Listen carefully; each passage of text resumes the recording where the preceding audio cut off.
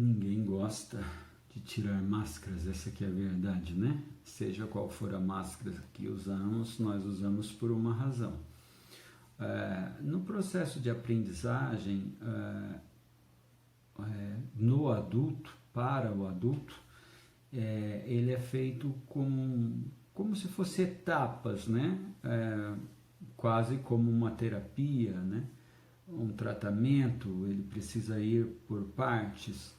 Por isso que eu sempre digo, né? Você não deveria dizer que um livro é bom, a não ser que você o lesse todo. Você não deveria dizer que um professor é ruim, a não ser que você o ouça por todo o semestre. Você não poderia dizer que alguma coisa não é boa, a não ser que você, ao final, tenha condições de contra-argumentar aquilo que foi dito, tá? Mas não tem problema, cada um tem sempre o direito de se fechar. O que nós estamos falando aqui é de aprender, e aprender, nesse caso, envolve algumas etapas. E a primeira etapa, de certa forma, é você entender a percepção que o aluno tem do seu próprio conhecimento, né? Você precisa perceber isso e, de certa forma, até levá-lo a perceber isso. Embora no nosso contexto as pessoas não assumam facilmente, mas eu lembro, por exemplo, que eu tive uma aula na minha licenciatura de português com literatura, e a professora deu uma aula sobre o cálice, né? O cálice de Cristo, aquele negócio meio parecido com Indiana Jones lá e a procura do cálice. E tinha um aluno que tinha uma religiosidade, né? Ele era religioso de algum segmento lá que eu não lembro, e ele se ofendeu com o professor, alegando que aquele tema, né? Que aquele negócio do cálice, da literatura, não estava na Bíblia.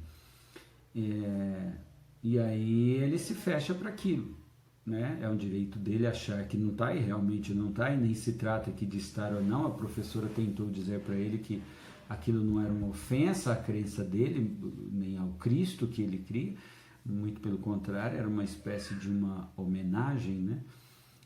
A verdade é que todo aluno acha que o seu conhecimento é 100%. Todo mundo acha que a sua percepção da verdade é a correta. Todo mundo acha que a forma como entendeu alguma coisa é a forma exata, é a forma certa. Haja visto as nossas páginas, que se diz aí, o nosso timeline de qualquer Facebook. É só você correr que vai provar isso, né? Que todo mundo discorda, a opinião de todo mundo é certa, e todo mundo tem a sua opinião, e todo mundo se ofende quando uma opinião contrária à sua é dada e quer ratificar a sua opinião no comentário.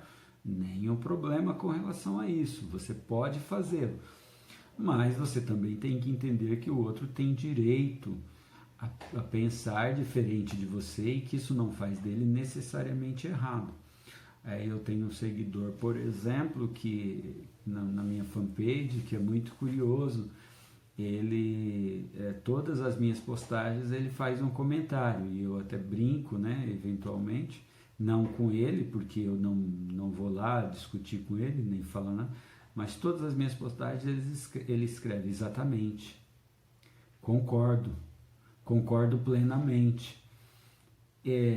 O que ele está reforçando, muito possivelmente, naquele comentário? Que a sua opinião bate com a minha. É isso que eu penso, é isso que eu concordo. Eu não sei se é mesmo, né? E também nem me importa saber. Vou lá e dou uma curtida no comentário dele e ponto final. Mas, assim, o que eu quero dizer é isso. Todo aluno, todo mundo acha que tem um conhecimento correto, e, portanto, aquilo que ele acredita ser é verdade. É só você pensar em alguma posição teológica aí, bem complexa, né? As pessoas discutirem coisas que não têm um respaldo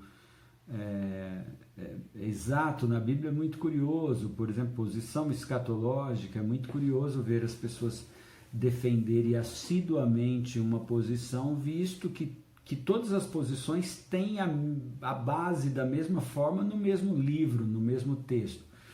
Então, como é que a gente ensina alguém que já é 100%? Como é que a gente ensina alguém que já se acha 10%? Embora sejamos justos, nenhum de vocês vai assumir isso. Nenhum dos seus alunos vai assumir isso. Não, eu não quero aprender porque eu já sei.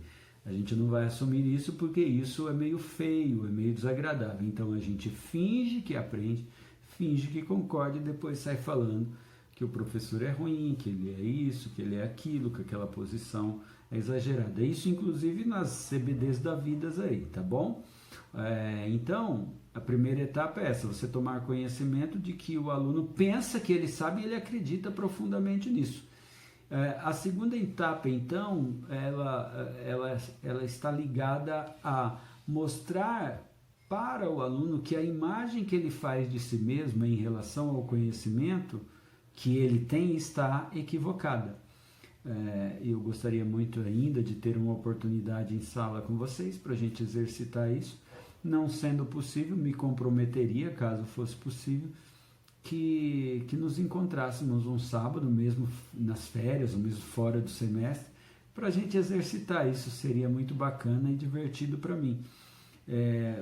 Porque a gente precisa saber que o que nós pensamos ser o conhecimento mais pleno e mais profundo, ele não é o todo, ele não é a verdade toda, ele não é a resposta para todo mundo. E aí, no nosso caso, e isso eu posso garantir para vocês, que a maioria das percepções, elas bíblicas inclusive, elas estão equivocadas sobre muitas coisas. Só que no aluno adulto não dá para você suavizar demais, não dá para você ficar, sabe, com muita coisa. Você tem que ir na jugular, tem que confrontar, tem que questionar.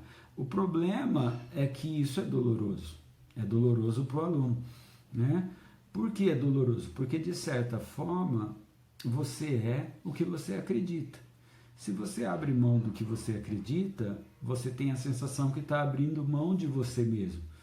E isso, vou dizer mais daqui a pouco, isso é um problema.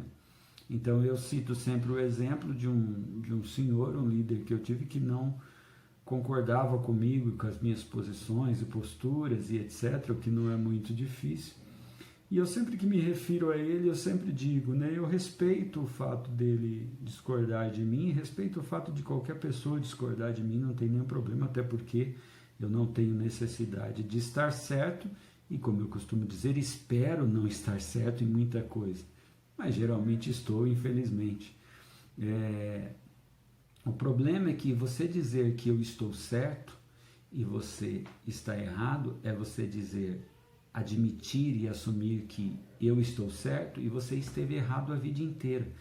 E dizer para você mesmo e aceitar para você mesmo que você esteve errado a vida inteira sobre um determinado pensamento ou ideia, isso é muito doloroso e conflitivo. Isso traz muita dificuldade, isso traz muito problema. Inclusive problema doloroso mesmo, né? Porque está mexendo com a sua própria existência, tá bom? Então entramos na terceira etapa.